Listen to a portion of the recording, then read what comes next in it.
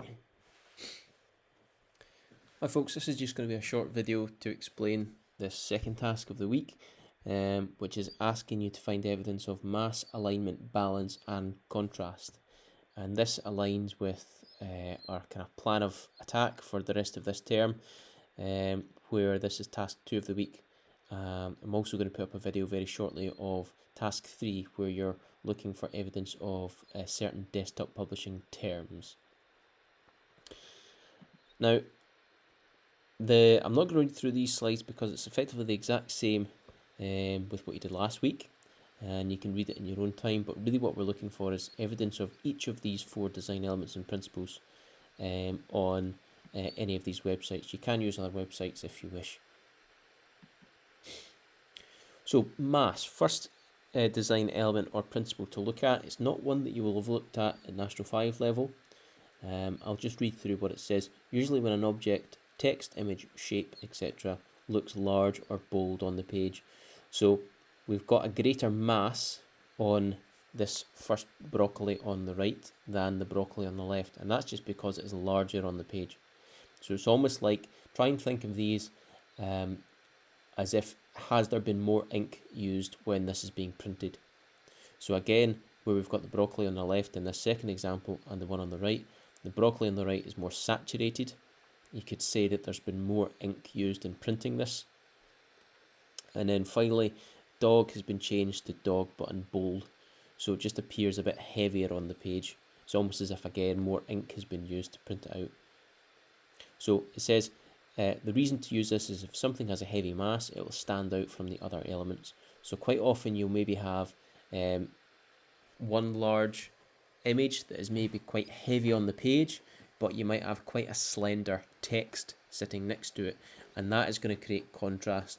And as you'll see from higher level, quite a lot of these design elements principles will link in very closely with the other ones. So mass is quite well linked in with contrast.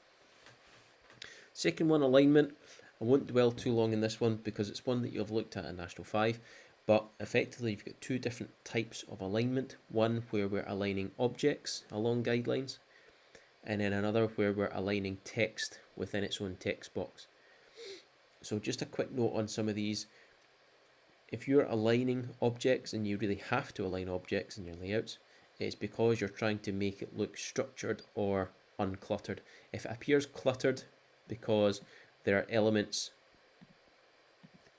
that don't make sense next to each other, then your brain is going to have a hard time understanding where to look first. As soon as we add in guidelines, then it just makes everything a little bit more easy to understand. Now, with each of these different types of text alignment, you've got a different reason for using each of them.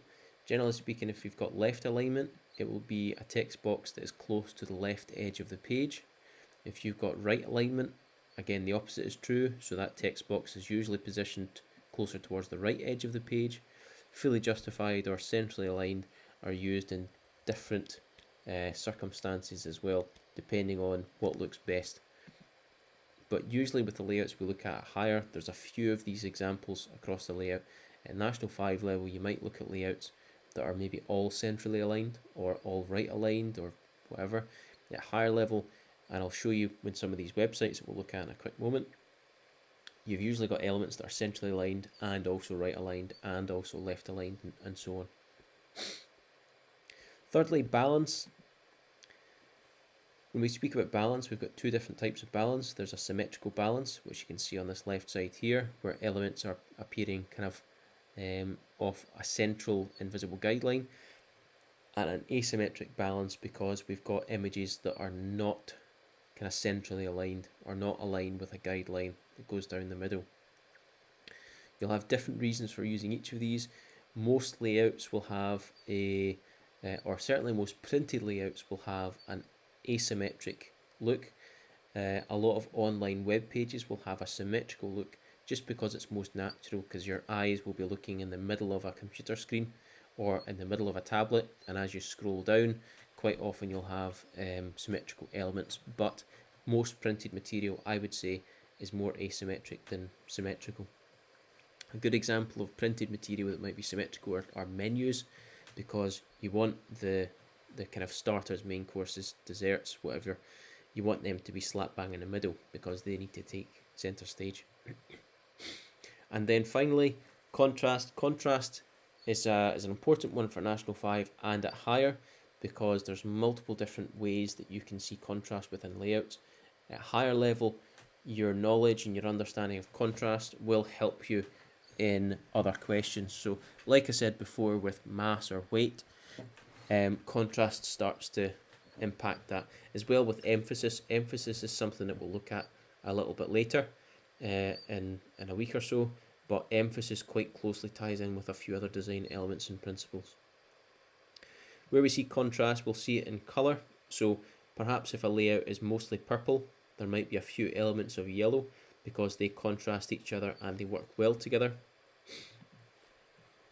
You might also have a layout that is full of kind of circular elements, and there might also be one or two square elements, which creates contrast, and that kind of creates visual impact. It draws your eye to it. So you might perhaps have a poster celebrating a band playing at a local venue, and you might have circular features all across that poster, and you might have one small rectangular box at the bottom just to add in extra important information, because that will draw the viewer's attention to that box because it's so different looking to the circular elements.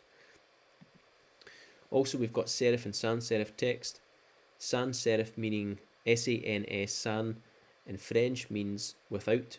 So sans serif means without serifs or without flicks, which we've got here because there are no serifs or there are no flicks at the end of the letters. We also see this as a more modern font that is perhaps used for a younger audience.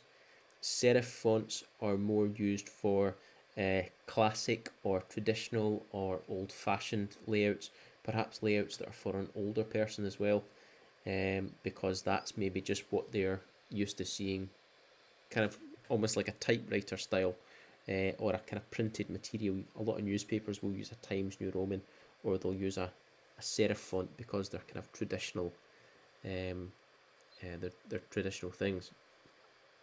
Interestingly, the serif at the end, that originally came about, as far as I'm aware, from where those that were making tombstones, where they were to hammer someone's name into a tombstone, they would start at the serif of a letter, and that's how they would start it off, and then they would work their way around.